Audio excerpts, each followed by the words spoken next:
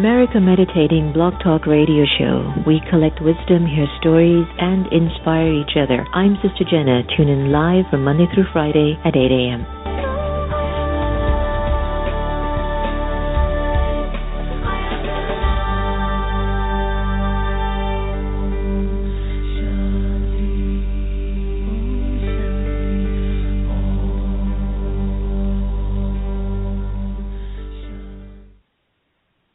The entire world watched. It's one small step for man, one giant leap for mankind. And humanity saw that the sky was not the limit. Achievement. Pass it on from the Foundation for a Better Life at values.com. Hi, I'm Angela Peabody of Global Woman Peace Foundation, and I listen to America's Meditating Radio Show. Do you like to meditate? Have you tried to meditate? Have you struggled with meditation? Why don't you visit one of the Brahma Kumaris Meditation Center? Visit brahmakumaris.org.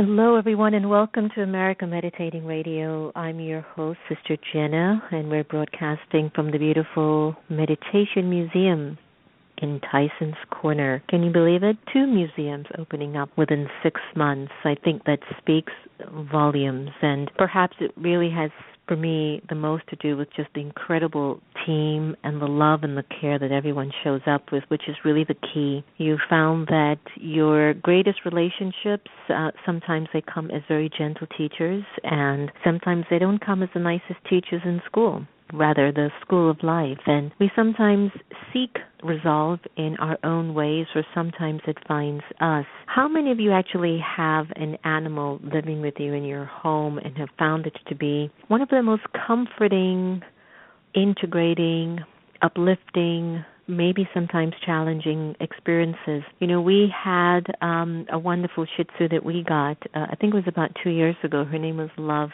She's no longer with us, but I do remember having Love with us and what that did for everyone. And even when people would come to the Meditation Museum, they would always come in and ask, "Where's Love?"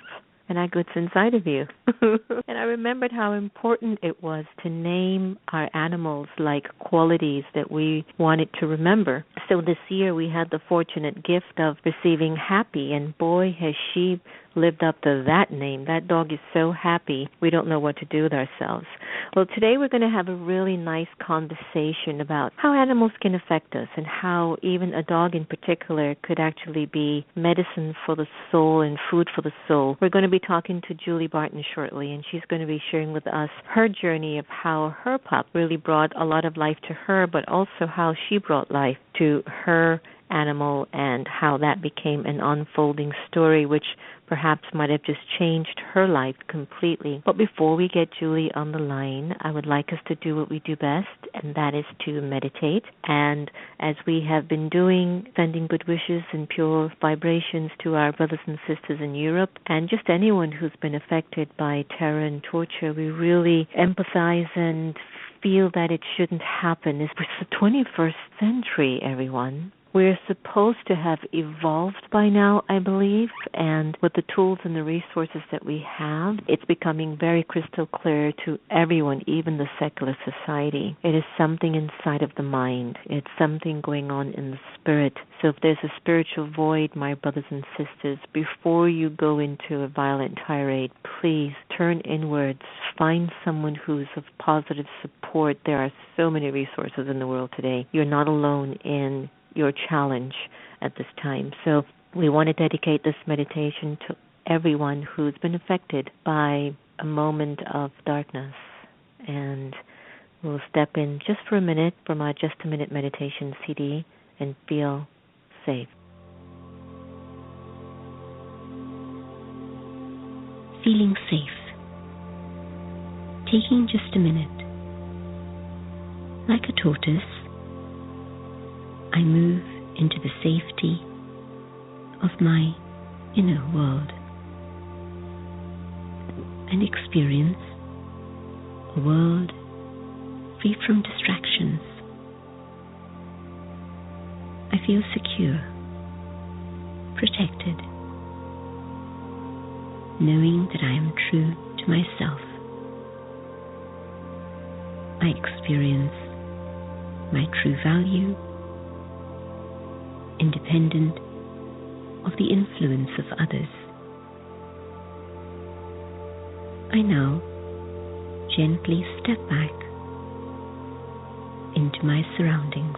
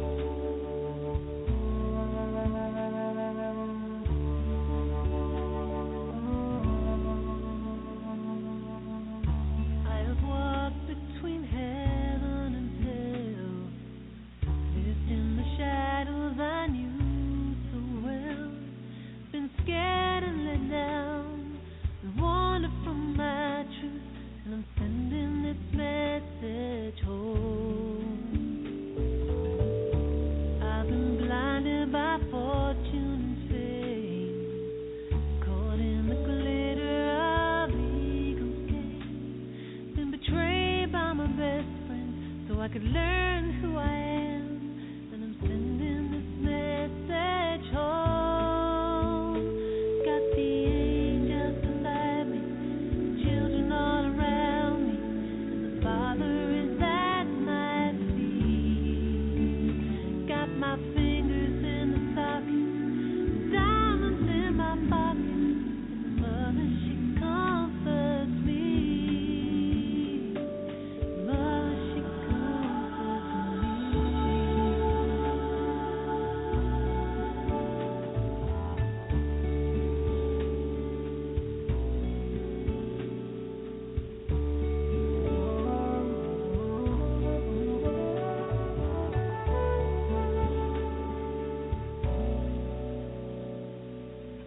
heard all the lies that these wise men tell, lost in confusion of words they spell.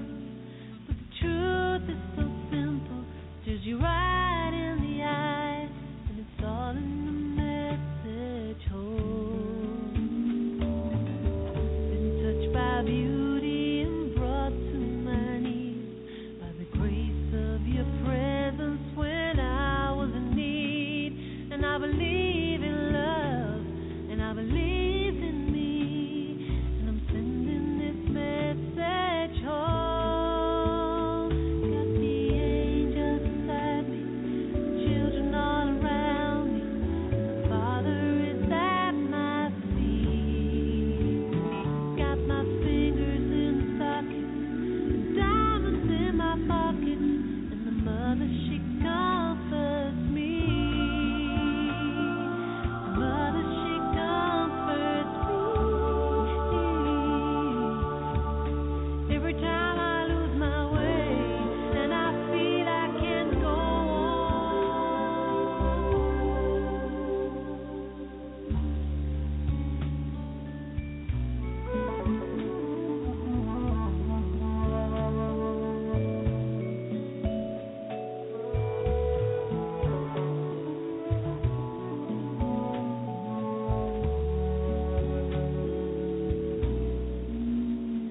Got the angels beside me, got the children all around, got the angels beside me, children all around. Welcome back to America Meditating. That was Message Home by Lucinda Drayton on her Bliss CD. And you had a chance to experience Feeling Safe from the Just a Minute Meditation CD by Sister JNT. In her new memoir, Dog Medicine, How My Dog Saved Me from Myself, Julie Barton recalls the darkest point in her life. She was a year out of college and she was struggling in the depths of depression, and after receiving a panic phone call, Julie's mother took her from her Manhattan apartment and brought her home to Ohio. Psychiatrists, therapists, friends, and family tried to help Julie, but she just couldn't snap out of it. Ultimately, a fateful decision would change the course of her life. Julie adopted a golden retriever puppy, and Julie's now a mother of two and an animal lover who lives in Northern California. Her writings have been published in numerous publications, including Brainchild Magazine, the South Carolina Review, and Huffington Post. Today, Julie joins us to discuss the anguish of depression and the astonishing way animals can heal even most broken hearts and minds even. Julie, welcome to America Meditating. What a sweet story. Thank you, Sister Jenna. It's nice to be here. Mm-hmm. How are you doing now? On top of the world, I'm sure? I'm doing well. It's been a wonderful journey so far. It is, isn't it? It's like life is just a continuum. I always tell people, they'll come to me and say, oh, I fixed it. I overcame my anger and I'm great. And then 6 weeks later, they got so upset. I went, why don't we change the languaging? Why don't we say that I've reduced the intensity? And then just see how that works, Absolutely. Right? It's always a journey, and there's ups and downs in every aspect. I'd love to know about your story and how you finally made a decision to adopt a puppy, which you have said was the life-saving medicine for Julie. Yes, absolutely. I tumbled backwards into an acute depression when I was 22 years old, and I didn't know what depression was. This was 1996, and as you said, nothing was helping. Therapists, doctors, my parents, going home, nothing helped until I decided to adopt a dog. And it wasn't as if I said, I think maybe on a whim I'll adopt a dog. All my life, animals and nature have really spoken to me and been a source of deep solace. And I had a feeling if I looked, I might find something that could really help me. And I did. I found a golden retriever at a farm in rural Ohio. And there was an instant connection the minute we met. And it was as if, without language, without wrangling labels for all of the emotions I was having, he managed to make me feel less alone. So much of depression is isolation and thinking you're the only one who feels this way and nobody can ever understand. And there was something magical about this animal and how we connected with each other. And I think there's millions of people in the world who feel this way. I mean, there are 350 million people worldwide who suffer from depression. And for people age 15 to 29, suicide is the second leading cause of death behind car accidents. You're kidding. I didn't know that. Yeah, and so I think one of the most important things I'm doing as I'm going on the road and talking about this is that it's okay to talk about mental health and mental illness and deep sorrow and fear, and we don't have to feel shame when we talk about it. And healing comes in many different kinds of forms, and it's our responsibility, it's our job to be vulnerable enough to open ourselves up to it, whether it's a dog or writing or music or hiking or meditation. It's our responsibility to let ourselves follow that bliss that we've had once maybe before in our lives and know that that could be a source of healing for us. You know, when Brene Brown started to talk about vulnerability, she gave, I think, quite a number of people permission to let go of the masks of putting on that smile and trying to let the whole world think that you were okay, and inviting us to just be authentic and truthful as to where we were, knowing that that was a part of the healing process, right? Yeah, I want to talk about the book, Dog Medicine. You talk about your love of animals and nature, even as a child, as you just mentioned. But you made special connections with Bunker, who's the name of your golden retriever. Mm-hmm. Does everyone have the ability to be moved by an animal? For example, I was never used to, dogs or puppies or stuff like that, and we're in an ashram, by the way. Mm-hmm. Mm-hmm. And happy barks and plays and bites and nips, and we just love it because she's just brought so much happiness in the space. Now, not everyone is comfortable with an animal. Is it because they are forced to look at themselves from an area of unconditional love? What do you think? Oh, that's a good question. I think that a lot of it is what you grow up with and what you're open to, and I think that one of the important things that we need to remember in our culture is that we used to be very deeply connected to nature and to animals. We as a human species relied very deeply on the earth and on our connection with the sky and with the ground and with the animals around us, and we've lost that to some extent, so that, some people, they're scared of dogs or, worry about being hurt or the dirt or things like that. And that doesn't need to be the way we live anymore. We can return back to the earth. We can return back to this source of wisdom for us. And, I think turning off your computer and your phone and going outside is a real source of solace and healing. And I think some of us have forgotten that. And I think, not everybody is a dog lover. Doesn't have to be a dog. It doesn't even have to be an animal. It could be a tree. It could be watching birds. I think there's healing everywhere. You just have to open yourself up to it. I agree with that. You talk about seeing the world through your dog Bunker's eyes. Hopeful puppy wonder is what you call it. How did learning to treat Bunker with kindness and gentle understanding teach you how to be gentle with Julie? Oh, such a great question. I didn't know how to practice self-love or self-care, but I most certainly knew how to do that with my dog, because he presented with simple requirements. He needed love, he needed safety, he needed exercise and food, and he needed to be outside, and I knew how to do that. And those simple requirements gave me a reminder, I have some simple requirements, and if I can fulfill these for this dog, which I felt entirely capable of, which felt like a miracle because I hadn't felt capable of anything for years, if I can do that for this dog, perhaps I can do that a little bit for myself. And also, he loved me, and I needed to be okay for him. I needed to be able to get up and go out. And so I was needed. I had a purpose. And that changed so much for me that I had a reason to get up in the morning. I had a reason to go outside and see what the sunrise looked like. Yeah, he taught me very much in that regard. Lovely. I know what you mean. Happy has brought a lot of happiness to lots of folks here. Would you say that the way that we are to treat animals, it's actually the way that we're supposed to be treating ourselves and others, or is it just a different cup of tea? Because we have conditions, then it becomes where it's like justified, I don't have to treat you with that kind of an unconditional love, or is the animal telling us, this is the way I want you to treat every human being regardless?